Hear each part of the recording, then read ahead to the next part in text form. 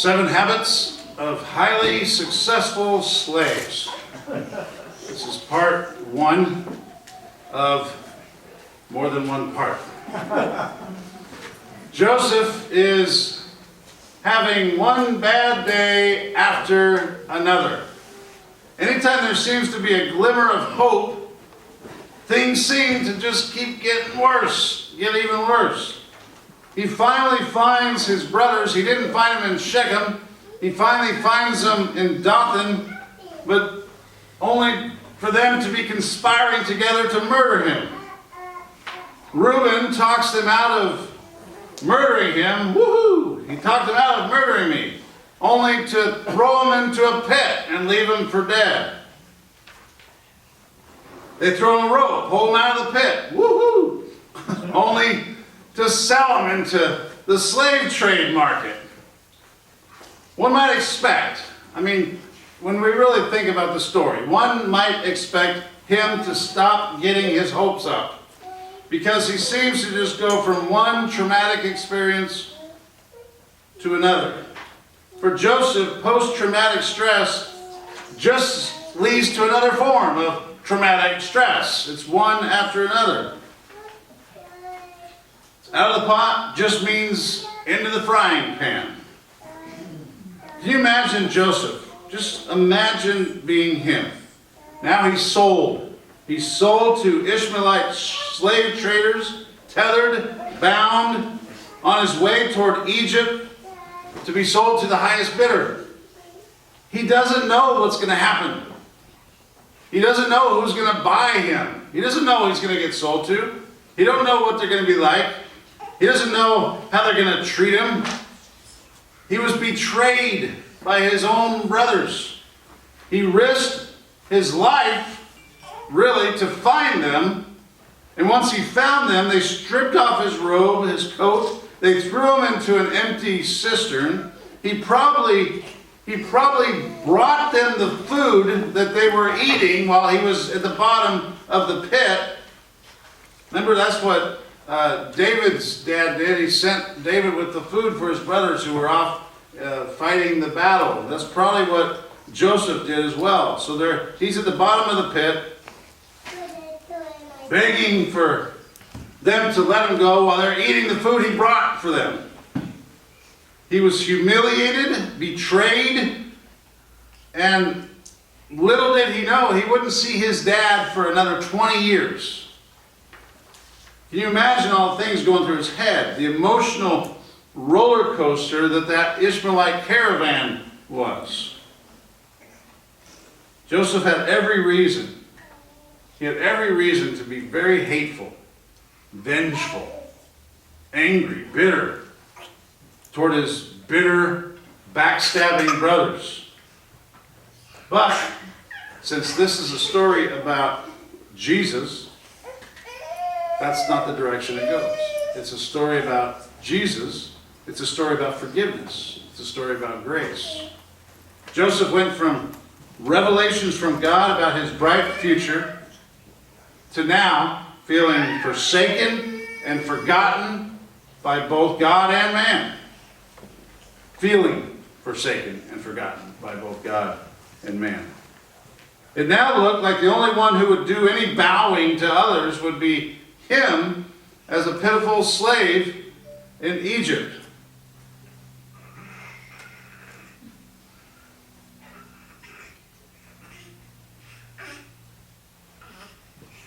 I think it would be safe to say that Joseph should now have trust issues because of his brothers who had daddy issues.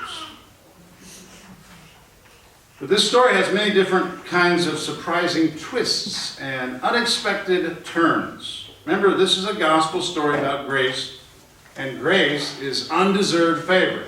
So there's going to be some twists, there's going to be some turns. And speaking of grace and the messed up family that Joseph came from, this was God's plan for his choice in a chosen people all along. Remember, God originally chose Abraham. His name was Abram, changed his name to Abraham. He makes a covenant with him. This is Joseph's grandpa. Makes a covenant with him back in Genesis chapter 12. He told him In Genesis 12, he says, and I will make you a great nation. He had no kids. I will make you a great nation. I will bless you and make your name great, so that you will be a blessing. I will bless those who bless you, and him who dishonors you I will curse. And in you all the families of the earth shall be blessed. Well, as you know, Abraham had Isaac. Isaac had Jacob. Jacob's name was changed to Israel. And from him comes the 12 tribes of Israel. This is God's chosen people. But I think we can glamorize Israel. We can think, oh, they're God's chosen people. They're his special people. He set them apart. He deals primarily with them in the Old Testament. That's his special people. And so I think we just have this picture of them being the wonderful chosen people of God. They were a messed up family. This is a story, it's always been a story about grace. The Bible is a story about grace. It's about God's sovereignty, his sovereignty in choosing Abraham's family. Very dysfunctional, messed up family. It wasn't because of them that they were chosen.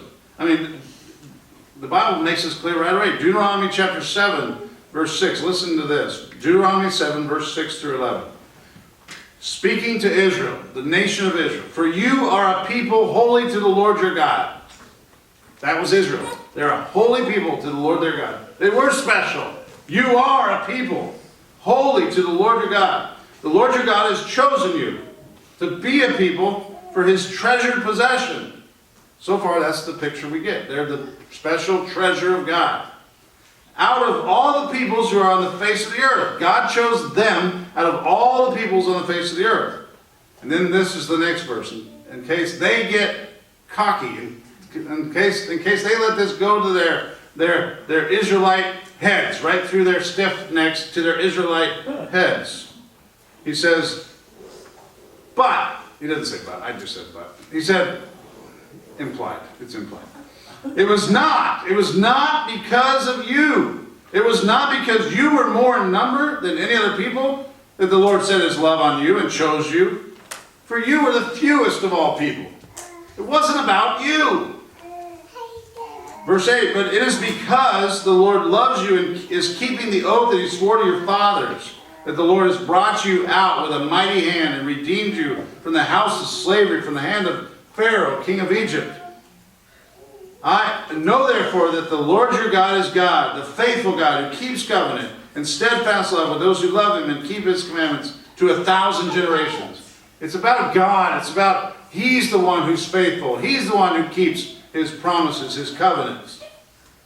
He didn't pick them because they were faithful. He picked them and he kept them because he was faithful.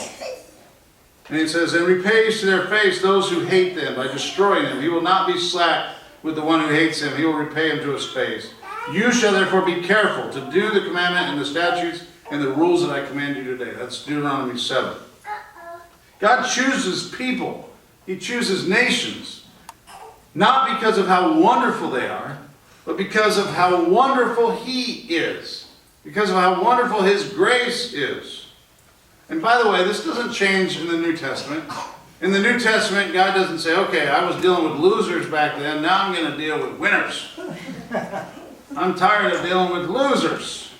Listen to 1 Corinthians 1, Paul, verse 26. For consider your calling, brothers. Not many of you were wise, according to worldly standards. Not many were powerful. Not many were of noble birth. But God chose what is foolish in the world. God still chooses losers. God chose what is foolish in the world to shame the wise. God chose what is weak in the world to shame the strong. God chose what is low and despised in the world, even things that are not, to bring to nothing things that are, so that no human being might boast in the presence of God. Why does God choose rejects? So that no human being might boast in the presence of God. The doctrine of God's sovereignty should not make us prideful. A lot of people think Calvinists are prideful. They think, oh, we're chosen. We've been chosen by God. Yeah, because we're idiots. He picked us because we're idiots. So that no one could boast.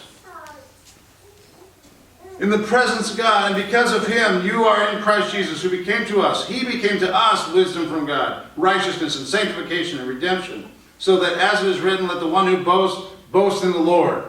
It's all taken away. Only thing we can boast of is God. The only thing that we can boast in is the Lord. So we can't lose sight of the fact that this is all about God's grace. It's all about God's sovereign grace. Ultimately, the story is about Jesus. But for chapter 39, we're going to dig out some principles. Now, we're spending most of this series looking at how it points to Jesus. But that doesn't mean we can't glean principles from the text as well. We're going to see a lot of very practical, applicable things that we can apply to our lives today. We will keep pointing to Jesus, but we're about to discover some powerful principles of application as well. I believe our text is about to get extremely practical. When we left off last week at the end of chapter 37, we were briefly introduced to Potiphar.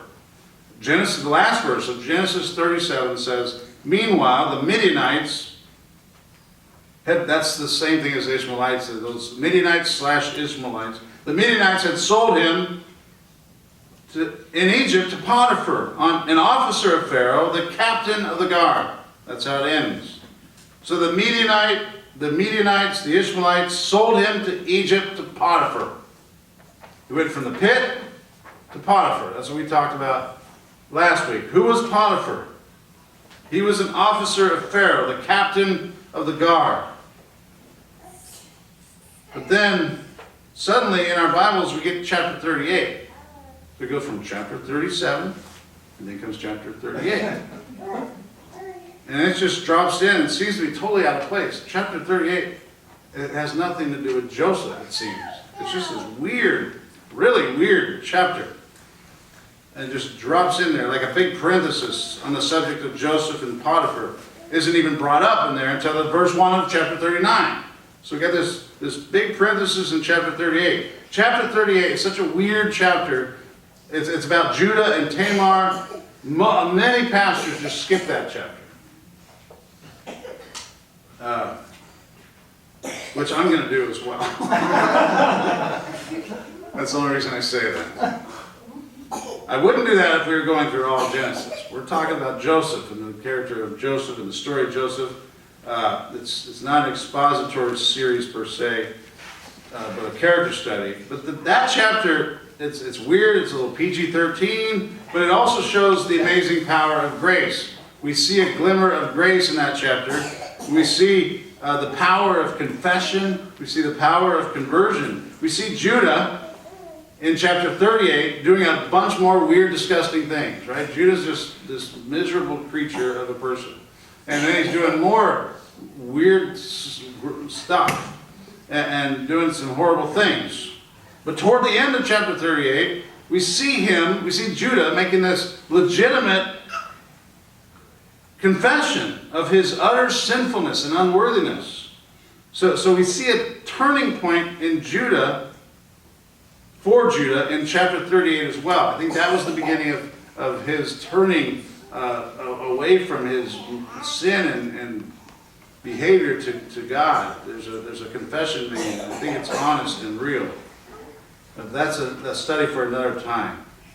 So when we get to the first verse in chapter 39, the first verse in chapter 39, it picks up right where we left off at the end of chapter 37. Again, the last verse in chapter 37 was, meanwhile, the Midianites had sold him in Egypt to Potiphar, an officer of Pharaoh, the captain of the guard. Then there's chapter 38, then we get to chapter 39, verse 1, and there's these words. Verse 1, chapter 39. Now Joseph had been brought down to Egypt, and Potiphar, an officer of Pharaoh, the captain of the guard, an Egyptian, had bought him from the Ishmaelites who had brought him down there. So we're back on to the story again. So now Joseph is in Egypt. He's sold to Potiphar. As I put it last week, he went from the pit to Potiphar. The next step, though he doesn't know it yet, is prison. From the pit to Potiphar to prison, and then from the prison to the palace. But that's later on. Spoiler alert.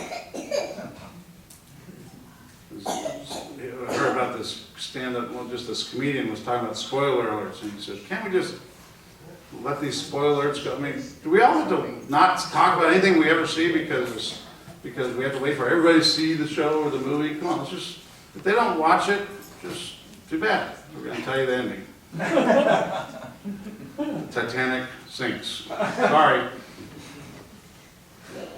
Guess you had to be there. So who's Potiphar? It says he's an officer of Pharaoh. It says he's the captain of the guard. And it says he's an Egyptian. Easton Bible Dictionary says this about Potiphar. He's Potiphar dedicated to Ra. That's the name, what his name means. He's dedicated to Ra, to the sun god. The Egyptian to whom the Ishmaelites sold Joseph. He was captain of the guard, i.e. chief, probably, of the state police, who, while they formed part of the Egyptian army, were also largely employed in civil duties. Chief of the executioners. Joseph, though a foreigner, gradually gained his confidence and became overseer over all his possessions. Believing the false accusation which his profligate wife brought against Joseph, Potiphar cast him into prison, where he remained for some years.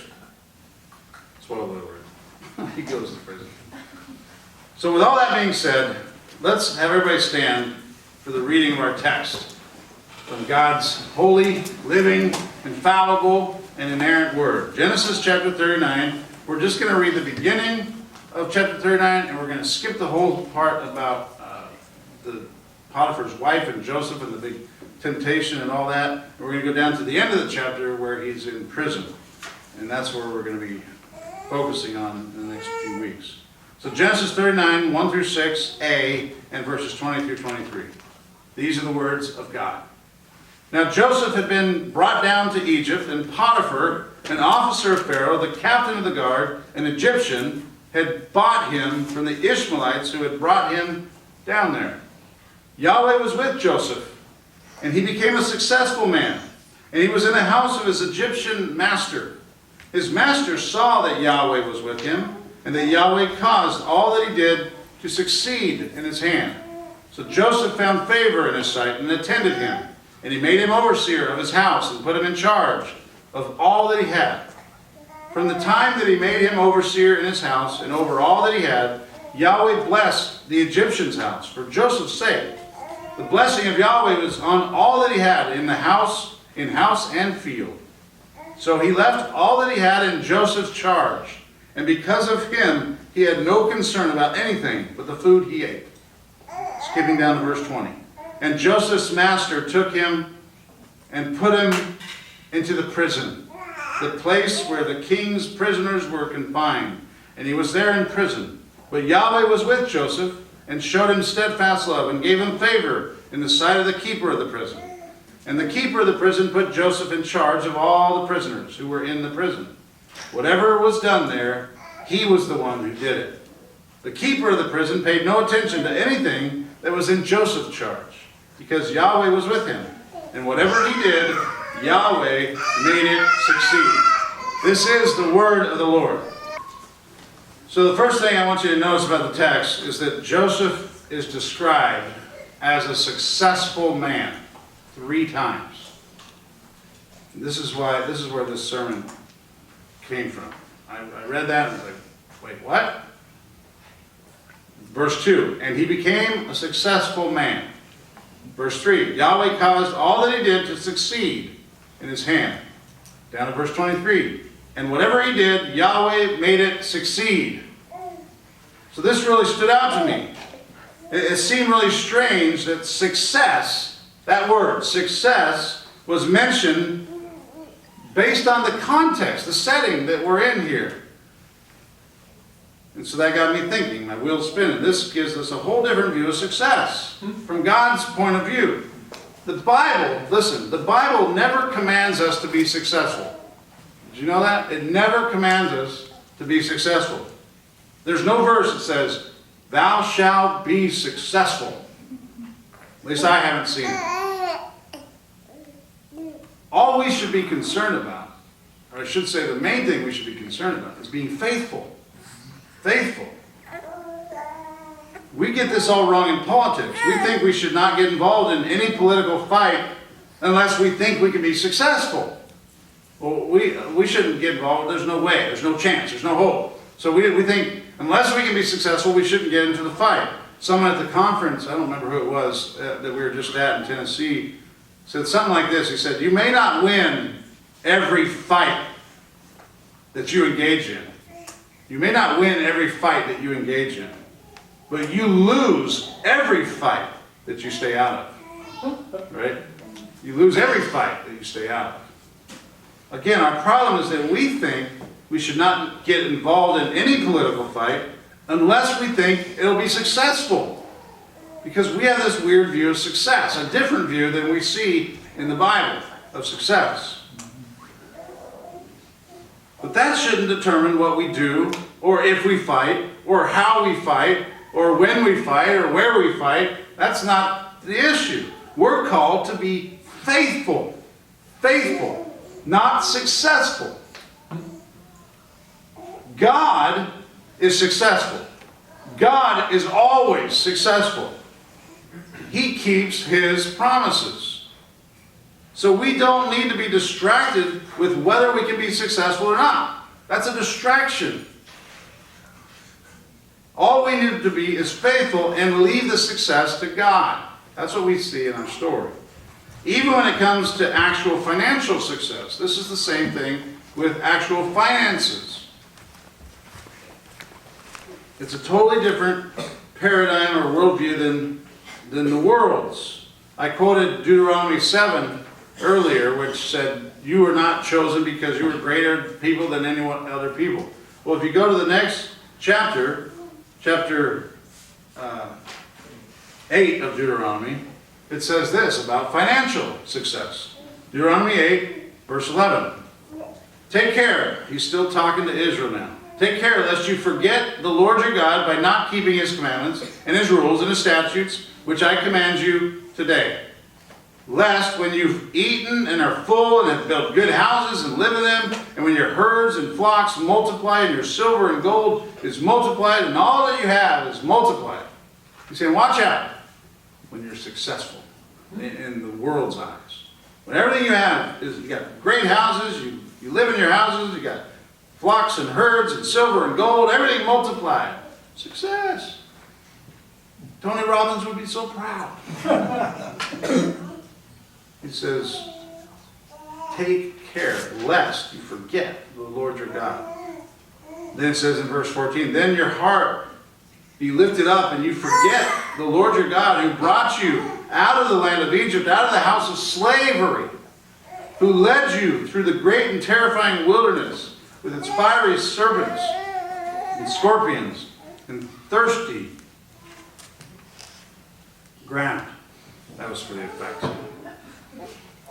Where there was no water, who brought you water out of the flinty rock, who fed you in the wilderness with manna that your fathers did not know, that He might humble you and test you and do you good in the end. Beware lest you say in your heart, my power and the might of my hand has gotten me all this wealth. You shall remember the Lord your God, for it is He who gives, here's the verse, verse 18. You shall remember the Lord your God, for it is He who gives you power to get wealth, that He may confirm His covenant. Why does He give you wealth? To confirm His covenant that He swore to your fathers as it is this day. And if you forget the Lord your God and go after other gods and serve them and worship them, I solemnly warn you today, you shall surely perish. Like the nations that the Lord makes to perish before you, so shall you perish, because you would not obey the voice of the Lord your God. One of the things we see in Joseph's story is a different definition of success than we're used to in our modern way of thinking. Success is not about results, but responsibility. It's not about outcome, it's obedience. It's not about benefits, it's about behavior. It's not about pragmatism, it's about principle. It's not about consequences, it's about conscience. Biblical success is covenantal. It's not about the outcome, it's about covenant faithfulness. It's not about the outcome, it's about covenant faithfulness. That's biblical success. And this is why Joseph could be described, he could be described as a successful man. He was a successful man even though he was literally a slave. Think about that. He's a slave and he's called a successful man. There's been many unfortunate times in history where success was defined by how many slaves you owned.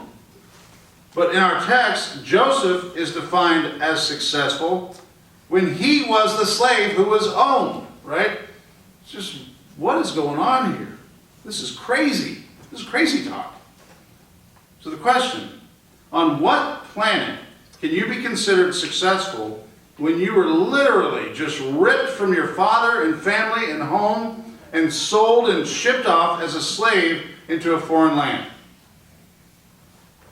The answer?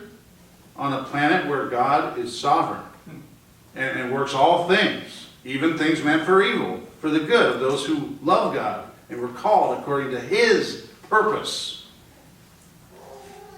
God's ways are not man's ways. God's definition of success is not man's definition of success. If you're drawing a straight line with a crooked stick, you don't see the crooked stick and say, oh, it's a failure. It's all a failure. God can take the so-called tragedy, he can call a so-called tragedy a success because he wrote the script, and in his story, tragedies are just triumphs in disguise. So he knows what he's doing. Yes, in appearance, it looks like a tragedy. But no, it's all success. It's all according to his plan. When we really think about the fact that Joseph was a slave, it should give us a little different perspective when we see some of our rights slipping away right now in America. This is where it gets, I think, practical for us. We see rights being taken, right? They're being taken, all in the name of safety.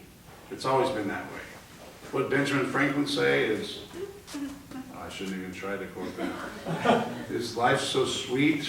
Or Patrick Henry. Oh, Patrick Henry.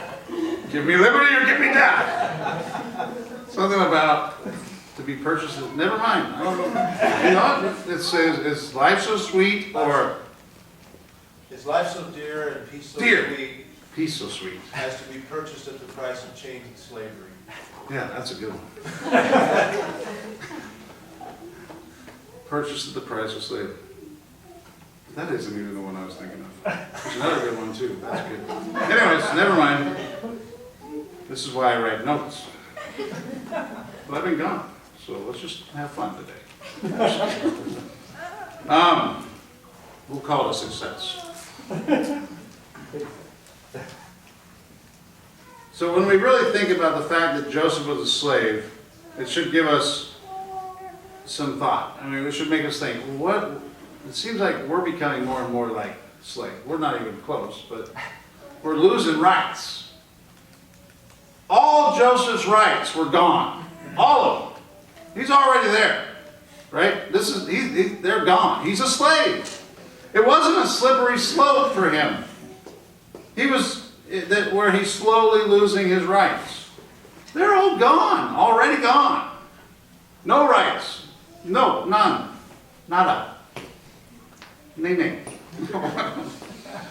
He wasn't a slowly boiled frog who was being tricked into thinking he was free and enjoying a hot tub while his rights are being gradually taken away. That's not the situation he was in.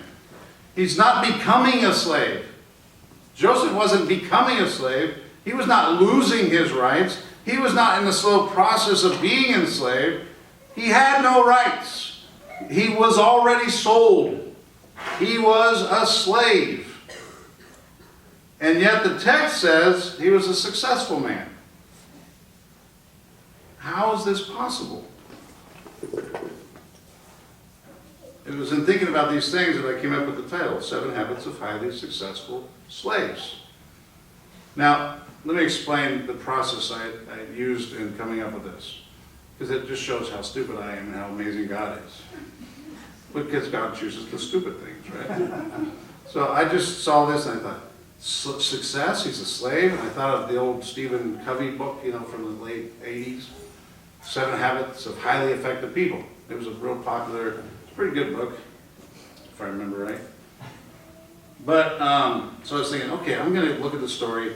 Maybe I can find 7 things in the text, and I can make it 7 Habits of Highly Successful Slaves, because we're talking about a successful man as a slave.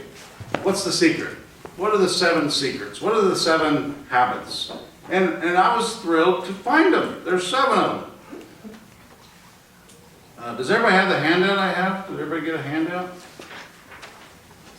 Raise your hand if you don't have a handout. Oh, they're in the back. Noah, do you want to get some and just pass them around to whoever doesn't have them? I figured, we're losing our rights, so I might as well just join the socialists and give on handouts. Everybody loves handouts. And again, we have the fancy stationery with the ink blots. Granny says those are little islands. If you use your imagination, then you can see the flowers and the trees. Isn't that beautiful? Those islands on the side of the page. So here we go. We're not going to really get into these today, so we're just going to kind of give them to you, and then we'll start next week. 7 Habits of Highly Successful Slaves. Number 1, living coram Deo. Coram Deo means in the presence of God, or before the face of God. Verse 2, Yahweh was with Joseph. Yahweh was with Joseph. Number 2, letting your light shine. Verse 3, his master saw that Yahweh was with him. Number 3, loosening your grip. Verse 3, Yahweh caused all that he did to succeed in his hands. Now I'll explain these as we go through them. Number 4, led by grace. So Joseph found favor in his sight. Number 5, lead by serving. So Joseph attended him. That means served him. Number 6, loyal stewardship. Verse 4 and 5. He made him overseer of his house and put him in charge of all that he had. And number 7, laboring faithfully. Verse 6. Because of him, he had no concern about anything. And then I thought, well, that's cool. There's 7 things. But then I was even more amazed when I realized, oh, there's like a catechism kind of thing going on. Chapter 39 has 2 bookends. The beginning is just like the end. So the beginning is Joseph as a slave in Potiphar's house. At the end of the story, this is after the whole Potiphar's wife story, and he gets thrown in prison. Now he's in prison. But we see these 7 same things in prison. And it's almost the same wording, and it's almost in the same order. So under that, what we just read, you have the 2 compared.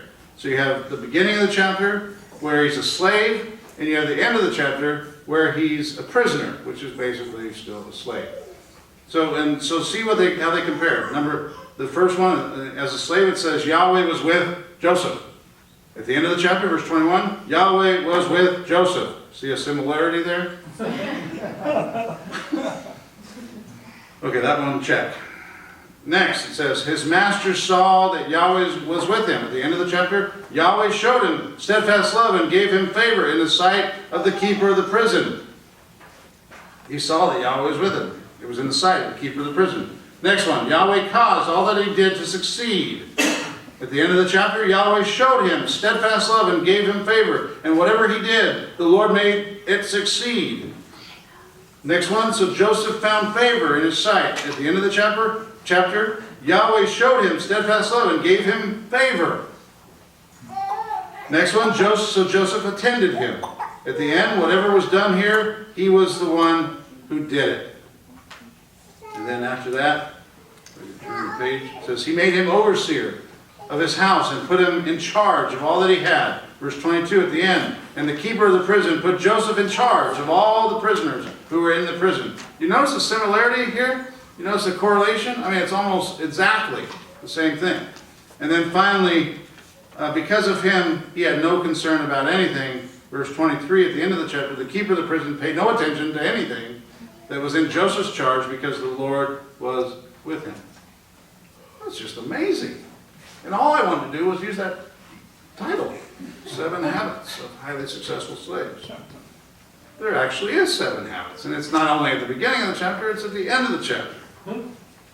Our problem, we of little faith, is that we think, now I want you to hear this, our problem is that we think slavery is the final stage of a dying culture and the end of civilization as we know it. Like slavery, that's done. We're toast. We're done. Slaves.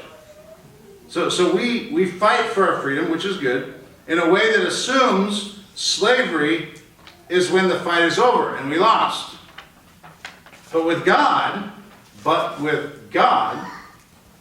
just as death doesn't stop the God of resurrection, death doesn't stop the God of resurrection or his plans, why do we think slavery would? Neither does slavery. In the story of Joseph, slavery is not the end of the story. It's simply written into the middle of the story. It's actually toward the beginning of the story. God uses death, God uses slavery to accomplish his covenant purpose and plan. This should blow your minds out. The only question when we're slaves is how should we then live? To borrow a phrase from Francis Schaeffer. Right? It's not give up, it's how should we then live? And in our text we get 7 ways. 7 habits of highly successful slaves. Another thing that one of the speakers mentioned at the conference we just went to, I don't know who it was that our culture is so woke and so off the rails, just so, I don't know, woke, broke, and a joke. It's just so far that we really aren't on a slippery slope anymore. We're free fall. It might have been Doug Wilson. We're in a free fall now. We're heading towards the bottom of the cliff. It's no longer a slippery slope. We're now experiencing a free fall into slavery. But that's okay. Why? Why could I say that's okay? Because slavery is not the end of the story. God uses slavery to start stories. God uses slavery to start his stories. It's really good stories. This is what we see when Moses, this is years after Joseph, Moses delivers God's people out of slavery. This is when the whole nation became slaves in Egypt. And he delivers them out. Slavery was the beginning of that story, of the story of the Exodus.